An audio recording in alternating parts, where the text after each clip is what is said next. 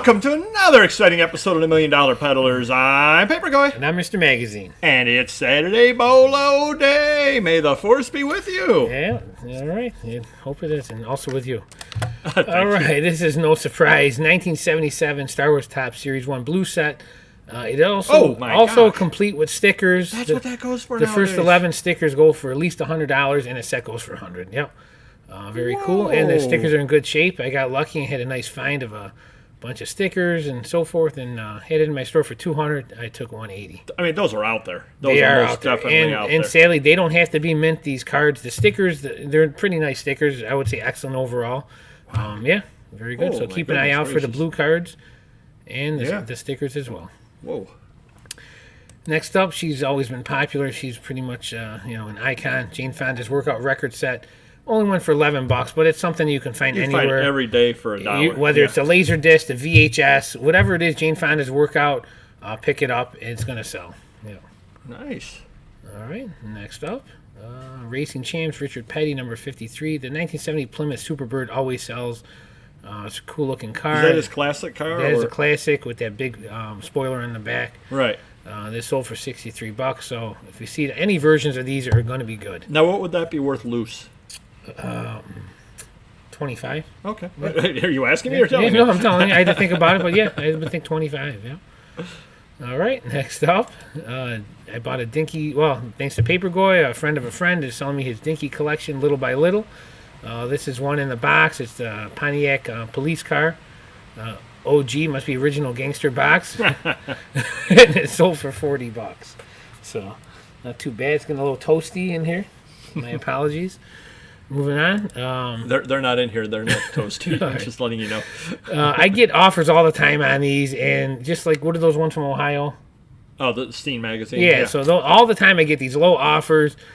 Stand Your Ground, I get $10, $20 offers. I did sell this for $50. It's the Bette Midler on the cover. Q magazine from New York City from November '79. Nice. If you see them out there, definitely pick those up. And pretty much that would go for any large city that has the free magazines back in the day. Yeah, very true. That's 1979, yep. Boston University Yearbook, The Hub, 1969. That was pretty succinct. I didn't say much at all there. Yeah, you don't need to. I didn't need to, and I got $52 out of it. Yearbooks do sell. They take a while. This one actually didn't take very long. It's a larger university. I did do some research trying to find out if there was anybody famous in the class, and I wasn't able to find anybody in the graduating class of huge fame, any big stars or anything like that. That was kind of what the rest of the space was going to be, but I didn't feel like saying nobody famous, so or almost famous. Yeah. But you can pick up yearbooks like this out there, and again, if you can get $52 out of a yearbook, can't argue with that whatsoever. Nice. Next item over here is Marshall's Transparent Photo Oil Colors Rainbow Set, 1930s, John G. Marshall. Now, the interesting thing about this is, obviously, they didn't buy it to use. It also looks like it's got a lot of extra pieces in it, I'm going to say, because that looks like that's got a lot of pieces in it. A lot of bang for your buck. But to get $30 for something out of that, I actually do well with used paints. I buy paint tins, and I buy these. Slowly becoming Paint Tingoy. Oh, wow. And you find them out there at sales and all that kind of stuff. I usually sell those over on Etsy. This was before I was on Etsy, and I sold it over here. So maybe you get lucky and get some free lead. Maybe. I'm not licking the bottom of the paint. Next item, Surf Craze number 3, comic book. Duke, I cannot say his name ever, Kahanamuku. Yeah, sure. 3D glasses. Good job. This really isn't that old for $40. No, not at all. Yeah. I took a $25 or $30 offer on it, something like that, $25 offer. But here's the funny thing about it. I picked this up at the local comic show, and the guy had it in his $2 box or 7 for $10. I bought it and sold it the next day. This is from a weekend? Yes. Wow. Good for you. Actually, I brought it to Dan Fogel, who was a guest on our show, and I said, hey, have you ever seen this before? He goes, yeah, it's in my guide. And he looked it up in his guide, and it's worth $20 in near mint. Yeah, good luck finding it. So I got $25 for a VG. Nice. But the BOLO on this is Duke Kahanamuku. He was basically probably the most famous surfer in the world. anything of his sells. That was why I definitely put that up there and why I asked so much. He looks like go back. He looks like he got laid too. Indeed, he did. Indeed, he did. We've often talked about the beauty of church sales and how it gives you the opportunity to buy things that you don't normally buy. Yeah. Crack yourself up a little more, why don't you? $2.50 at a church sale. Microsoft Wheel Mouse Optical X0871111117A. Yeah. Got $32 out of it. You cannot argue with that whatsoever for a $2.50 purchase because, again, I was at the church sale, and it's not the kind of thing I normally would buy. So it's almost like found money on these kind of things.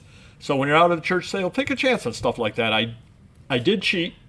I did look it up on the phone while I was at the church sale because I don't know the first thing about mice. Well, you're lucky because you sold it for that and they didn't complain with the sticker on it. But I sell things like that with the sticker on it and people get so upset. Now, do you picture the sticker? It's on Amazon generally. But Okay. Yeah, because I had the sticker pictured right there, so obviously they know what they're getting, so yes, it doesn't exactly. really matter. Exactly right. And I listed it as like new because the top of the box was missing a piece right there. Cool. Next item we have up here, we've talked about this a gazillion times. Now it's time for a gazillion and one. Mini Bike Guide Magazine, June 1971, Nice. Davy Carlson, Indian SS-54. And of course, I got the error about listing with the word Indian in it. Are you sure? Oh, yeah. But I was able to do so because, of course, you can list the Indian motorcycles. yeah. I took a $54 offer on this over here. But it's a good magazine. Anything mini bike, motocross, any of that kind of stuff like that is good. It's out there. If it's from the 70s, it's really good. So you definitely want to buy this kind of thing when you do see it. Next item up over here. Picked this up at a flea market and paid $2 for this. I had no idea. I just had a feeling that it was worth more than $2 because people like old calligraphy and writing and all that sort of thing. Scripts by Rand Holub, Watson Gupta lettering book. And literally all it is shows letters that his font, basically. Went for $74.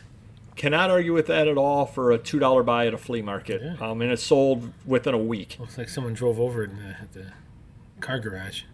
It has bumping, has a paper tear up spine, and there's What a you dirty see is and a what you stain get. on front Good cover. for Yeah, them, I'm yeah. not hiding anything No, on not it. at all. But $74 on something or other like this. Nice. And the last item, this is an absolute case. Know your history will help a lot. And don't be afraid to ask. And the reason why I say that, don't be afraid to ask a higher price. Because I did comps on this, because I said, I think this item is good. Now, it's not in the best of shape. It's got a tear in the spine, and it's spine rolled. I said, I think this is a good item. And I found none on eBay, and I found one that had sold for $12. And I said, this isn't a $12 item. It's not. Suspense is killing me. Time Magazine, October wow. 7th, 1957. Okay. Little Rock 9, School Desegregation, Jimmy Hoffa.